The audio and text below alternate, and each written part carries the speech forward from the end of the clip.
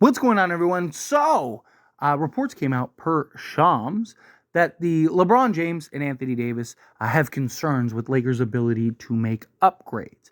This is not good. This is not what you want to hear. But per ESPN's Shams Charania, James and Davis are growing concerned about the Lakers' ability to make significant additions before February 6th.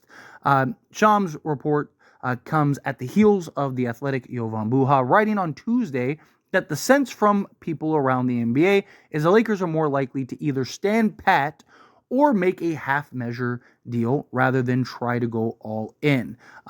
So again, there was the reports that, again, this isn't from the Lakers, right? I want to be clear because, I get a lot of comments and stuff from people that are like, oh, the Lakers already said. No, the Lakers haven't said anything, right? Like, all these reports are coming from other organizations, other people that are saying like, hey, through our conversations, through our negotiations or whatever, it doesn't seem like the Lakers are that serious and yada, yada, right? But you always got to keep in mind that those people have incentive. Those people have motivation, right? LeBron's already, starting to apply the pressure to the front office. Organizations see that, organizations hear that.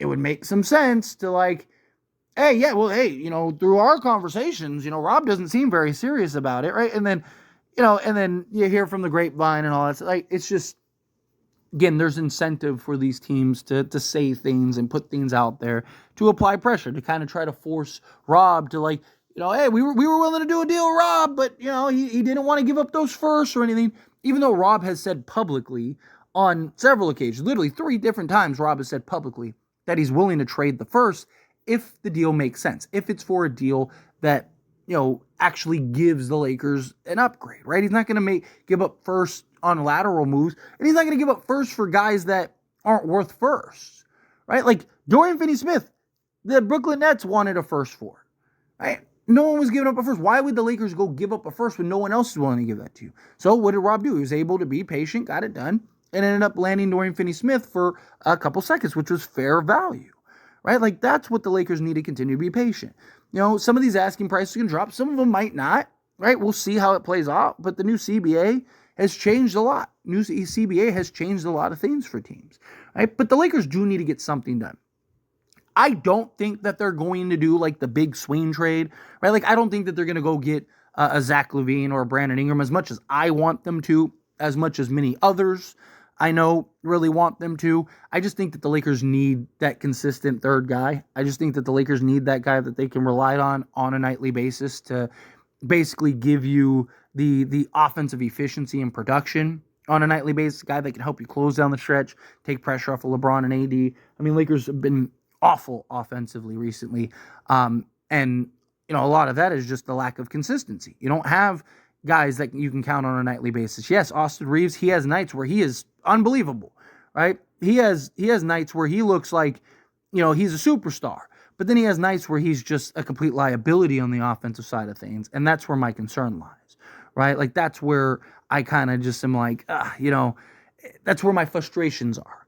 Because it's just like, he's 38 one night, and then he's like, 3 or 4 games where he's giving you like 14, but on like terrible efficiency. Where if you can get a guy like a Zach LaVine, get a guy like Brandon Ingram, they're just better natural scorers. They're better at just self-creation. Where Reeves, as crafty as he is, can be limited at times, right? So, and his 3-point shooting can be inconsistent. Both of these guys have been good shooting the 3 ball. Brandon Ingram can be hot and cold too at times. Zach LaVine is absolute money, but Brandon Ingram can be kind of hot and cold at times, but he's shooting, 37, 38%. But chances are the Lakers aren't going to go and acquire one of these big name guys. Probably going to, you hear the reports about a lot of pieces, trades, and things like that. Lakers, just from the consensus, because look, there are all kinds of different, rumors and and they never line up, right? Like, one guy says this, another guy says this, another guy says this, another guy says this. I try to look for the consensus, right? Like, what are the consensus? Like, yes, they're all saying different things, but like, what is the root and what is the consensus that they're all coming to the conclusion of?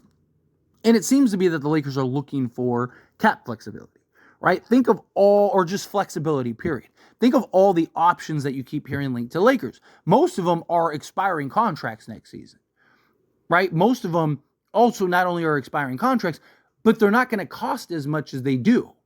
Bruce Brown, Lonzo Ball, Malcolm Brogdon, like guys like that, they're not going to cost as much as they would. Even like a Kyle Kuzma, his contract decreases each year, right? Like a Jonas Valanciunas, right? He's a guy that he has this year and next year, but that final year is non-guaranteed. So next season or this offseason, he's technically an expiring contract, right? Or you could potentially use him in a trade for expiring salary, right? Like, so there's things that you can kind of draw from that.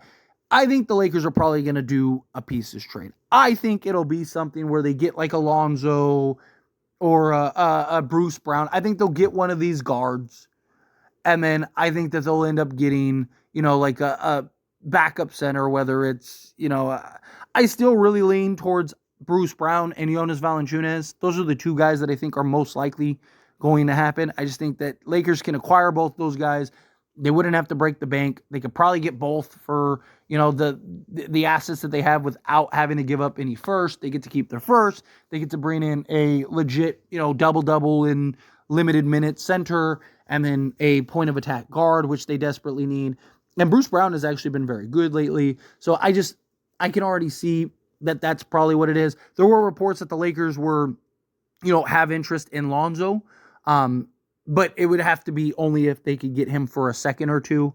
Chicago probably should just get what they can for Lonzo, but we've seen Chicago kind of hold on to things and not be the wisest of the bunch, where Toronto seems more willing to kind of like, hey, we'd rather get something than nothing, right? We'd rather get some type of piece, some type of asset than nothing at all. So I just think if it's between Bruce Brown and Lonzo, it's probably Bruce Brown, because I think Toronto will settle for a potential second or something, just to get something back. And then, same thing for like a Wizards with a Jonas Valanciunas. I don't think that they're going to get much more than like a second or two. So I think the Lakers will probably be able to pull those types of moves off, those types of trades off. But, look, I'm all for them going and getting like a Bruce Brown and Valanciunas. I do think that there is the potential, right? Especially Jared Vanderbilt comes back, if he comes back in the right shape, because you can get both of those guys without having to trade Vando. So you can keep Vando. You'd have Bruce Brown, Jared Vanderbilt, Max Christie, Cam Reddish you could even keep, and then Dorian Finney-Smith.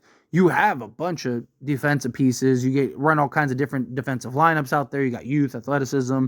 You got, guys that can track down and chase down loose balls. I'm not against Lonzo. My concern with Lonzo, I've said it before, Lonzo is the best option, but can he stay healthy and can he play more than, 20 games before he gets hurt, right? Like, it's the problem, right? He's starting to come into his own a little bit. He's starting to look healthier out there, but there's always that concern. And, and is his production this season defensively has been great, but offensively has been concerning. Not that Bruce Brown is just like elite offensive player, but Bruce Brown doesn't have the extensive injury history that Alonzo Ball has. So I trust Bruce Brown to be healthier than Alonzo. But regardless, you got to get something done. Regardless, you got to make moves to try to help Anthony Davis and LeBron. Otherwise, blow it up, tear it down. Right? Like, if you really don't think you can make the moves this trade deadline, then don't. Right? In the offseason, just stand pat in the offseason. Right? Or if you want to get a Bruce Brown, like if you can get the guys for a couple seconds, like your 2 seconds, fine, then do that. And that's that. And then in the offseason, explore trading LeBron and AD and see what you can get as far as returns go. Right? Like, genuinely. Because, like, why else? Why, like, how much longer does LeBron have? How much longer does Anthony Davis have? Right? Like, you got to pick a lane. You got to pick a direction. Now, look, it's the same question. And even Jovan Buha said in his report that, like, a lot of the reasons why there's a lot of people don't believe the Lakers are going to trade their first is because the market, which is true. Like, how many guys out there right now are worthy of giving up a first for? How many guys are out there right now that you're like, yeah, that guy you should definitely give up a first for, right? There aren't very many, if any at all, right? Like, so the Lakers can get it for the right price. I'm all for them being patient. We'll see what the end result is. But anyway, as always, this is a discussion. Pass a question on you. Let me know your thoughts and opinions down in the comments below. What do you think? How do you feel? What are your thoughts? Do you agree with my points? Disagree with my points? Kind of mixed in the middle. however you feel, whatever your thoughts are, I'd love to hear it either way, so let me know down in the comments below. That being said, if you haven't liked this video, hit that like button. Helps me a lot, so we enjoy these types of videos, and I truly appreciate it. Not subscribe to the channel, hit that subscribe button, turn on the bell notifications. Appreciate y'all. See you in the next one.